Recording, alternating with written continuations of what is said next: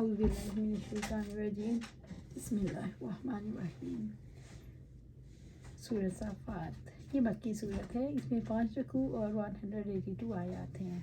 مصحف میں ترتیب کے اعتبار سے سورت کا نمبر 37 اور ترتیب نزولی کے اعتبار سے 56 ہے۔ بسم اللہ الرحمن الرحیم۔ والصافات صفا، قسم ہے صف باندھنے والوں کی، خوب صف باندھنا۔ سورۃ صافات آیا 1۔ والصافات صفا، قسم ہے صف باندھنے والوں کی۔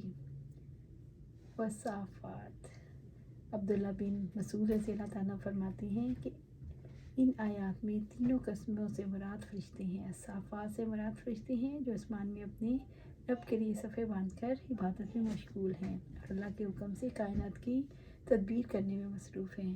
اللہ تبارک و تعالیٰ نے اپنی الوہیت اور ربوبیت پر معزز فرشتوں کی قسم کھائی۔ حذیفہ رضی اللہ تعالیٰ عنہ بیان کرتے ہیں کہ آپ صلی اللہ علیہ وسلم نے فرمایا، ہمیں لوگوں پر 3 باتوں کی وجہ سے وصیت کی گئی۔ ہماری صفیں فرشتوں کی صفوں سے مثل ہوتی ہیں، ہمارے لیے ساری زمین نماز کی جگہ بنا دی گئی اور ہمارے لیے زمین کی مٹی پاکی حاصل کرنے کا ذریعہ بنا دی گئی اس وقت جب ہمیں پانی نہ ملے۔ انسانوں کے لیے اللہ تعالیٰ کے سوا کسی کی قسم کھانا جائز نہیں۔ صف باندھنے والوں، ڈانٹنے والوں اور تلاوت کرنے والوں سے مراد یہ خاص فرشتے ہیں۔ فالزاجراتی زجرا، پھر ان کے جو ڈانٹنے والے ہیں زبردست ڈانٹنا۔ سورۃ صافات آیا 2۔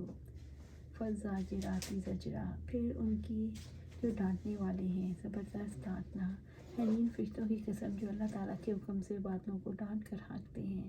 یہ فرشتے لوگوں کو نافرمانی اور گناہوں سے روکنے کے لیے ڈانٹتے اور روکتے ہیں۔ ان کا روکنا دلوں میں تاثیر اور الہام کے ذریعے ہوتا ہے۔ یہ فرشتے شیاطین کو بھی ڈانٹتے ہیں تاکہ وہ بنی آدم کو شر اور ایذا نہ دیں۔ یہ وہ گروہ ہے جو انسانوں پر اللہ تعالیٰ کی سزاؤں کا نفاذ کرتا ہے۔ فرشتے نافرمانوں کی روح قبض کرتے ہوئے ڈانٹتے ہیں۔ فرشتے حشر کے میدان میں ڈانٹتے ہوئے جنت کی طرف لے جائیں گے۔ بادلوں کو اللہ تعالیٰ کے حکم سے ڈانٹ کر ہانکتے ہیں۔ فرشتے اللہ تعالیٰ کی مرضی کے مطابق کسی بھی موقع پر ڈانٹتے ہیں۔ فالتالیات ذکرا، پھر جو ذکر کی تلاوت کرنے والے ہیں۔ سورۃ صافات آیا 3۔ فالتالیات ذکرا، پھر جو ذکر کی تلاوت کرنے والے ہیں۔ رب العزت نے ان فرشتوں کی قسم کھائی جو نصیحت کے لیے قرآن لا کر سناتے ہیں، جیسا کہ فرمایا، پھر ان کی جو اللہ کی یاد ڈالنے والی ہیں۔ المرسلات آیا 5۔ اس سے مراد فرشتے ہیں جو اللہ کی کتاب کی تلاوت کرتے ہیں۔ ابو ہریرہ رضی اللہ تعالیٰ عنہ بیان کرتے ہیں کہ آپ صلی اللہ علیہ وسلم نے فرمایا، اللہ تعالیٰ کے کچھ فرشتے ایسے ہیں جو اللہ کا ذکر کرنے والوں کی تلاش میں راستوں میں گھومتے پھرتے ہیں۔ جب وہ کسی ایک جگہ جماعت کو پاتے ہیں جو اللہ کے ذکر میں مصروف ہو تو وہ دوسروں کو پکارتے ہوئے کہتے ہیں، ادھر آؤ، یہاں تمہارا مطلوبہ چیز موجود ہے۔ چاچو اہل مجلس کو آسمانی دنیا تک اپنی پروں سے ڈھانپ لیتے ہیں۔ چونکہ یہ فرشتے اپنے رب کی الوہیت کا اظہار کرتے ہیں، اس کی عبودیت میں مشغول رہتے ہیں اور ایک لمحے کے لیے اس کی نافرمانی نہیں کرتے، اس لیے اللہ تعالیٰ نے اپنی الوہیت پر ان کی قسم کھائی۔ اللہ تعالیٰ کے ذکر کی فرشتے کس چیز کی تلاوت کرتے ہیں؟ اللہ کے ذکر کی، قرآن مجید کی، پیغمبروں پر اللہ کی وحی اتارتے ہوئے تلاوت کرتے ہیں۔ ان الہکم لواحد، بلا شبہ تمہارا معبود یقیناً ایک ہی ہے۔ سورۃ صافات آیا 4۔ ان الہکم لواحد، بلا شبہ تمہارا معبود یقیناً ایک ہی ہے۔ رب العزت نے قسم کھا کر یقین دلایا کہ سچا معبود ایک ہی ہے، اس کے سوا کوئی معبود نہیں، کیونکہ اہل مکہ کو یہ تعجب تھا کہ سارے بتوں کے مقابلے میں صرف ایک خدا کیسے۔ فرشتوں کی قسم کھا کر یہ ثابت کیا کہ انسانوں کا ایک معبود ایک ہے۔ قسم شک دور کرنے کے لیے اور تاکید کے لیے کھائی جاتی ہے۔ فرشتوں کی قسم مشرکین مکہ کے شک دور کرنے کے لیے کھائی گئی جو اللہ تعالیٰ کی وحدانیت کے بارے میں پھیلاتے تھے۔ فرشتوں کی قسم ان کی حیثیت کے بارے میں غلط فہمیوں کو دور کرنے کے بارے میں کھائی گئی۔ جن کی قسم کھائی جاتی ہے اسے گواہ بنایا جاتا ہے، اللہ تعالیٰ کے سوا کوئی گواہ نہیں بن سکتا کیونکہ عالم غیب ہے اور دوسرا کوئی غیب کو نہیں جانتا. اس جہان میں جو کچھ ہے اللہ تعالیٰ کی مخلوق اور مملوک ہے، اور وہ جس کو بھی گواہ بنا کر قسم کھانا چاہے کھا سکتا ہے. رب السماوات والارض وما بینہما ورب المشارق، وہ آسمانوں اور زمین میں ان کے درمیان کا رب اور سارے مشرقوں کا رب ہے.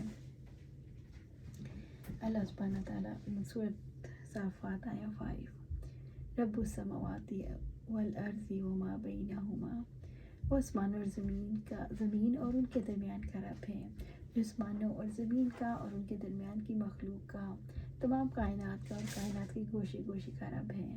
وہی سب کا مالک اور مختار ہے، وہی مخلوق میں ہر طرح کا تصرف کرتا ہے. اور رب المشارق، اور سارے مشرقوں کا رب ہے.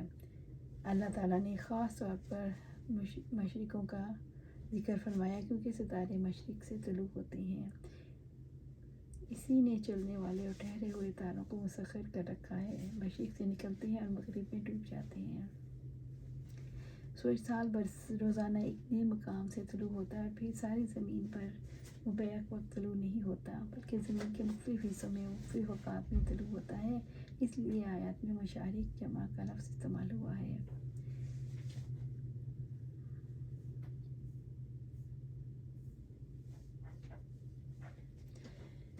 رب المشرقین و رب المغربین.